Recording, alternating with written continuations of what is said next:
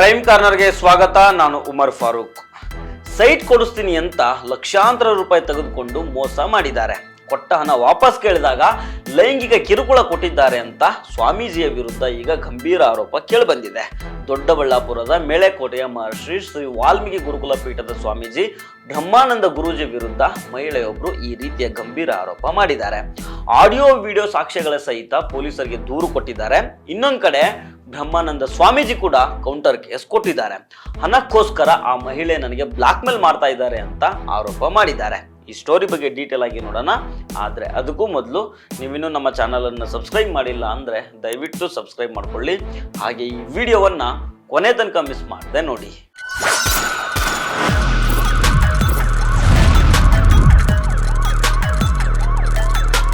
ಬೆಂಗಳೂರು ಗ್ರಾಮಾಂತರ ಜಿಲ್ಲೆಯ ದೊಡ್ಡಬಳ್ಳಾಪುರ ತಾಲೂಕಿನ ಮೇಳೆಕೋಟೆಯಲ್ಲಿರುವ ಮಹರ್ಷಿ ಶ್ರೀ ವಾಲ್ಮೀಕಿ ಗುರುಪೀಠದ ಬ್ರಹ್ಮಾನಂದ ಸ್ವಾಮೀಜಿ ವಿರುದ್ಧ ಮಹಿಳೆಯೊಬ್ಬರು ಗಂಭೀರ ಆರೋಪಗಳನ್ನು ಮಾಡಿದ್ದಾರೆ.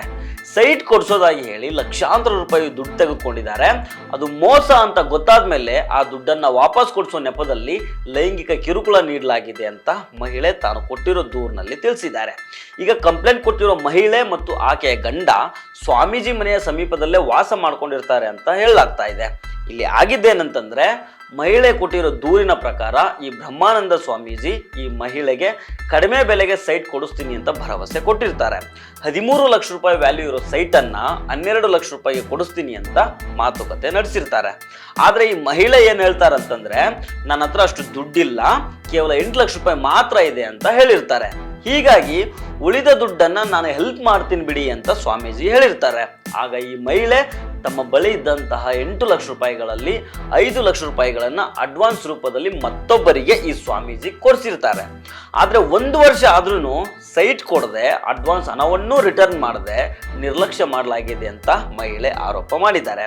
ಇಲ್ಲಿ ಕೇಸ್ ಕೊಡೋದಕ್ಕೆ ಒಂದು ಪ್ರಮುಖ ಕಾರಣ ಏನಂತಂದ್ರೆ, 1 ವರ್ಷ ಆದ್ರೂ ಸೈಟ್ ಸಿಗ್ಲಿಲ್ಲ, ಕೊಟ್ಟ ದುಡ್ಡು ವಾಪಸ್ ಬರಲಿಲ್ಲ ಅಂದಾಗ ಯಾರಾದ್ರೂ ಸಹಜವಾಗಿ ಸೈಟ್ ಇಲ್ಲ ಬಿಟ್ಟುಬಿಡಿ, ನಮ್ಮ ದುಡ್ಡಾದ್ರೆ ನಮಗೆ ಕೊಡಿ ಅಂತ ಕೇಳ್ತಾರೆ.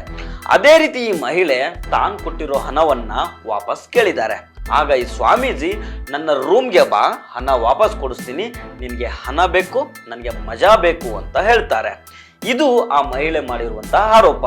ಸ್ವಾಮೀಜಿಯ ಈ ಮಾತುಗಳನ್ನ ಮಹಿಳೆ ತನ್ನ ಮೊಬೈಲ್ನಲ್ಲಿ ಆಡಿಯೋ ಮತ್ತು ವಿಡಿಯೋ ರೂಪದಲ್ಲಿ ರೆಕಾರ್ಡ್ ಮಾಡ್ಕೊಂಡಿದ್ದಾರೆ. ಸ್ವಾಮೀಜಿ ನಿರಂತರವಾಗಿ ಫೋನ್ ಕಾಲು, ಆಡಿಯೋ ಮೆಸೇಜು ಹಾಗೂ ವಿಡಿಯೋ ಕಾಲ್ ಮಾಡಿ ಕಿರುಕುಳ ಕೊಟ್ಟಿದ್ದಾರೆ. ಇದಿಷ್ಟೇ ಅಲ್ಲದೆ ಒಮ್ಮೆ ತಾನು ಮನೆಯಲ್ಲಿ ಒಬ್ಬಳೇ ಇದ್ದಾಗ ಮನೆಗೆ ಬಂದು ಕಿರುಕುಳ ಕೊಟ್ಟಿದ್ದಾರೆ. ಆಡಿಯೋ ವಿಡಿಯೋಗಳನ್ನು ಡಿಲೀಟ್ ಮಾಡುವಂತೆ ಒತ್ತಡ ಹೇರಿದ್ದಾರೆ.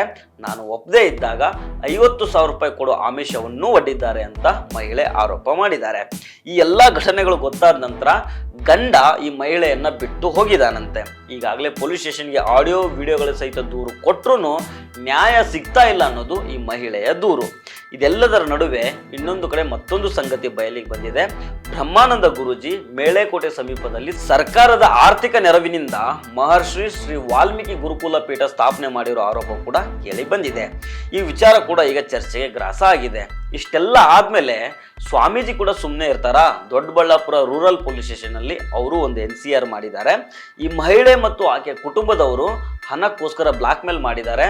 ಹಣ ಕೊಡಬೇಕು, ಇಲ್ಲಾಂದ್ರೆ ನಿಮ್ಮ ಫೋಟೋ, ಆಡಿಯೋ, ವಿಡಿಯೋಗಳನ್ನ ಸೋಷಿಯಲ್ ಮೀಡಿಯಾದಲ್ಲಿ ಪೋಸ್ಟ್ ಮಾಡಿ ನಿಮ್ಮ ಮಾನ ಮತ್ತು ಖ್ಯಾತಿಯನ್ನ ಹಾಳು ಮಾಡ್ತೀವಿ ಅಂತ ಬೆದರಿಕೆ ಹಾಕಿದ್ದಾರೆ ಅಂತ ಪೊಲೀಸರಿಗೆ ಕೊಟ್ಟಿರೋ ದೂರಿನಲ್ಲಿ ತಿಳಿಸಿದ್ದಾರೆ.